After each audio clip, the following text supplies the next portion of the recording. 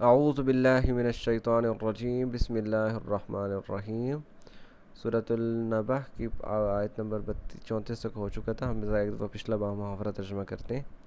پہلے جہنمیوں کا ذکر کیا گیا ہے کہ جہنم ہی ان کا ٹھکانہ ہے سرکشوں کا، جس میں یہ ہمیشہ ہمیشہ کے لیے رہیں گے۔ وہاں یہ کوئی چیز نہیں، کوئی ٹھنڈی چیز، کوئی پینے کی چیز نہیں چکھیں گے سوائے گرم کھولتے ہوئے پانی کے اور پیپ کے، اور یہ پورا پورا بدلہ ہے ان کا۔ یہ حساب کتاب کی امید نہیں رکھتے تھے اور ہماری آیات کو جھٹلایا کرتے تھے، تو ہم نے ہر چیز کا احاطہ کر رکھا تھا، بس چکھو اب اس عذاب کو۔ فلن نزیدکم الا عذابا، تمہارے عذاب میں ہی اضافہ کیا جائے گا۔ اچھا، یہاں پہ ایک اور چیز میرے ذہن میں آئی ہے کہ اس قرآن پاک کا مطلب انداز بیان اتنا ایک انوکھا ہے نا، اتنا کیا کہتے ہیں یونیک ہے، کہ صرف یہ نہیں بتایا کہ اس دن کیا ہوگا، اس دن مطلب یہ ہوگا، اس کو یہ سزا ملے گی، اس کو یہ، بلکہ ساتھ ساتھ مکالمہ بھی بتا دیا ہے کہ اس دن یہ مکالمہ ہوگا، یہ بات چیت ہوگی، یہ کلام ہوگا جہنمیوں کے ساتھ، کہ جہنمیوں کو یہ حکم دیا جائے گا، کہ یعنی ایک سین بنایا جا رہا ہے ہمارے ذہن میں، کہ ہمارے ذہن میں وہ پس منظر چلتا رہے، وہ خاکہ، وہ تصویر چلتی رہے، کہ صرف یہ نہیں، جیسے مکالمہ جب ہو رہا ہوتا ہے، ہم مکالمہ لکھ رہے ہوتے ہیں تو ہمارے ذہن میں وہ ایک پس منظر چل رہا ہوتا ہے کہ کیا بات ہو رہی ہوگی، تو وہی مکالمہ بیان کیا کہ نہیں، چکھو آج صرف تمہارا عذاب ہی ہے بڑھایا جائے گا۔ بے شک نیک لوگوں کے لیے بڑی کامیابی ہے، باغات اور انگور اور بھرپور جوان ہم عمر اور چھلکتے ہوئے گلاس۔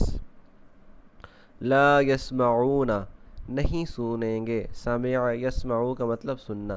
لا یسمعون، وہ نہیں سنیں گے، فیہا، اس میں، لغون، کوئی فضول بات، لغو کہتے ہیں کوئی فضول بات، ولا کذابا، اور نہ ہی کوئی جھوٹی بات۔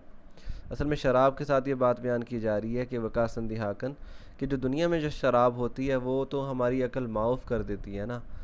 اور ہم سوچنے سمجھنے کے قابل نہیں رہتے شراب پینے کے بعد، پھر ہمارے ذہن سے، دماغ سے کوئی بھی اول پھول، کوئی بھی فضول باتیں نکلنا شروع ہو جاتی ہیں، اور بعض اوقات کئی ایسی باتیں نکل جاتی ہیں جو اگلے کی عزت کو تار تار کر سکتی ہیں، جیسے عربوں میں ہوا کرتا تھا۔ اگر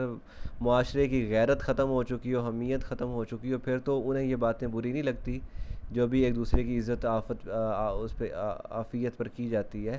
لیکن جب غیرت موجود ہو تو یہ باتیں بہت بری لگتی ہیں۔ تو شراب، جنت کی شراب ایسی نہیں ہوگی کہ اسے پینے کے بعد انسان، وہ اس میں وہ سرور، وہ کیفیت ضرور ہوگی، مزے کی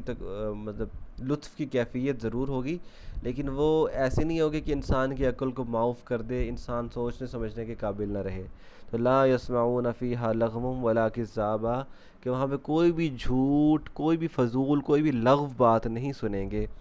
جزاء من ربک،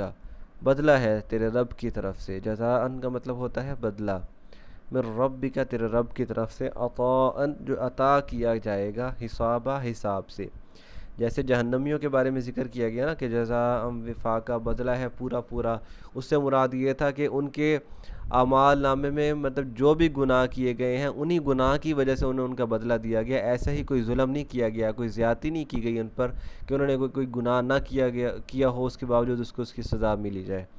اسی طرح جنتیوں کے بارے میں ہے کہ بھی جنتیوں کو کوئی بھی نعمت ایسے نہیں مل جائے گی، بلکہ ان کا جو اعمال نامے ہیں اس کی بدولت ہی انہیں نیک چیزیں، جو بھی بدلہ ہے وہ ملا جائے گا، دیا جائے گا، اور انہیں کوئی بھی چھوٹی سے چھوٹی نیکی بھی مس نہیں کی جائے گی، یعنی ہر چھوٹی سے چھوٹی نیکی کا انہیں، فَمَن يَعْمَلْ مِثْقَالَ ذَرَّةٍ خَيْرًا يَرَهُ، کوئی بھی جو چھوٹے سے چھوٹا ذرہ برابر بھی کوئی نیکی کرے گا تو وہ اسے دیکھ لے گا، اسے یہی مراد ہے کہ وہ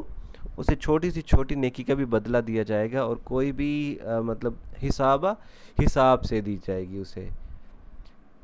تو آگے ایک نیا مضمون بیان ہو رہا ہے، تو وہ ہم انشاءاللہ اگلے حصے میں پڑھیں گے۔ وَمَا عَلَيْنَا إِلَّا الْبَلَاغُ الْمُبِينُ۔